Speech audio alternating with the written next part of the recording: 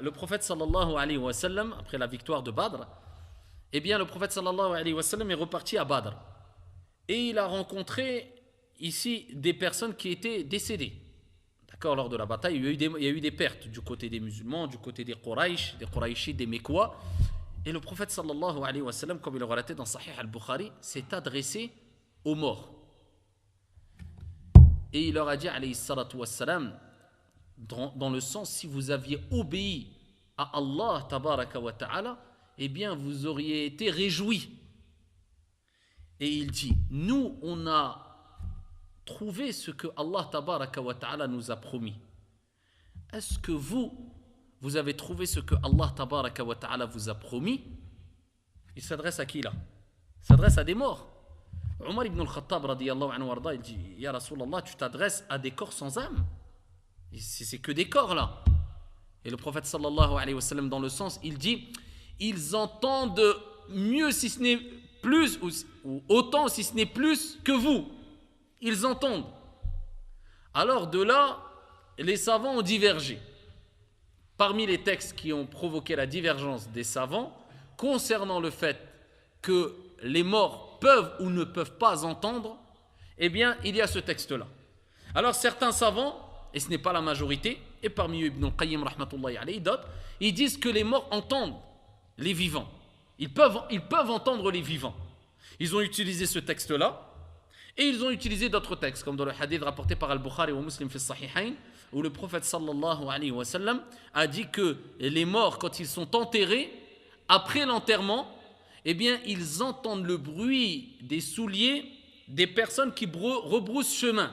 Quand on a fini d'enterrer le mort, quand les personnes partent, eh bien, les personnes enterrées entendent le bruit des souliers, des chaussures ou des pas des personnes qui rebroussent chemin. Ils ont dit ça, c'est une deuxième preuve. Parmi les preuves aussi, il y a le hadith où le prophète sallallahu alayhi wa sallam fi sahih a recommandé de passer le salam quand on visite un mort. Ou quand on va dans un cimetière musulman, on dit assalamu alaykum.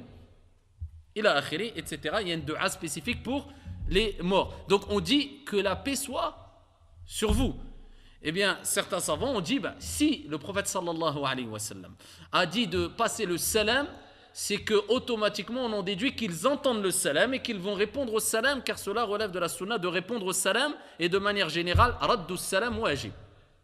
Fait de passer le salam, c'est une sunna recommandée, mais répondre au salam, c'est obligatoire.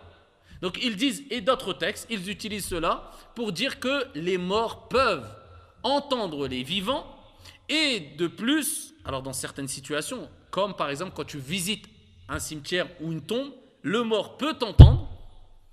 Et aussi certains savants ont été jusqu'à dire, comme As-Suyuti et d'autres, ils ont rapporté des athars pour dire que non seulement le mort peut entendre les vivants, mais en plus de cela, il ressent la température de l'eau que tu vas utiliser quand tu le laves, et il sait qui est la personne qui va le laver.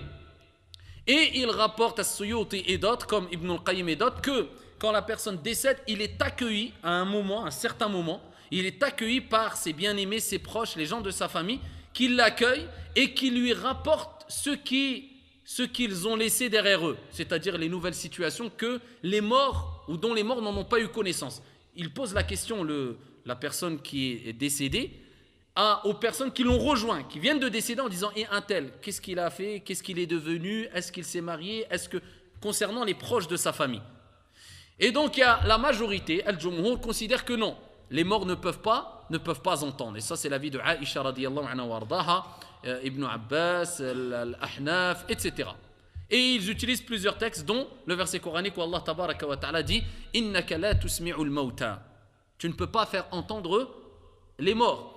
Mais les autres ont répondu en disant non, quand Allah Jalla wa ala parle de tu ne peux pas faire entendre les morts, eh bien c'est ceux qui sont morts pas physiquement, mais c'est les personnes qui ont le cœur mort.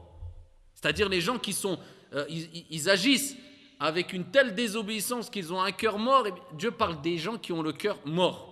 Et ça, c'est le tafsir qui a été donné entre autres par l'imam Al-Qurtubi et d'autres. Ala kulli hal, les savants divergent. Mais ici, on peut savoir que, en tout cas, quand il est rapporté de manière claire dans un texte que le mort, dans une situation précise, entend, là tout le monde reconnaît qu'il entend. Comme par exemple le moment où on l'enterre.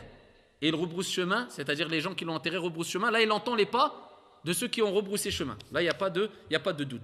Ou là, pour les gens de Badr, ils disent que c'est une spécificité de ce cas-là pour le prophète sallallahu alayhi wa sallam.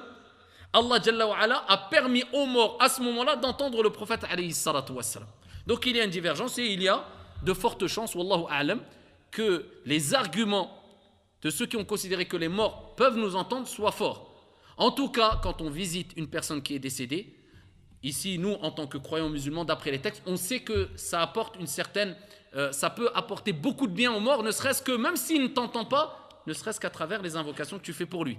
Et cela est bénéfique pour lui. Donc, en tout cas, on peut déduire que, sûrement, wallahu a'lam, le mort ressent la visite d'une personne qui le visite quand il est enterré. Voilà pourquoi le prophète a demandé de multiplier les visites ici des cimetières afin d'invoquer en faveur des défunts. Wallahu a'lam.